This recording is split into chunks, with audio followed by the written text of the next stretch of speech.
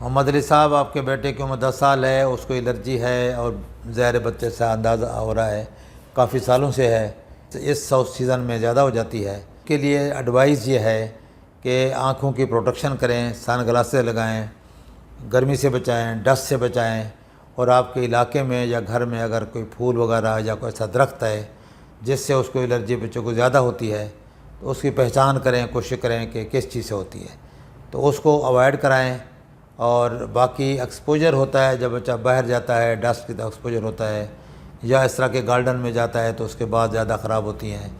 تو اس کو چاہیے کہ جیسے ہی باہر ایکسپوجر ہو واپس آئے، آنکھوں کو اچھی طرح ٹھنڈے پانی سے بچہ دھو لیا کرے، اور ویسے بھی ٹھنڈے پانی سے بار بار دھوتا رہے،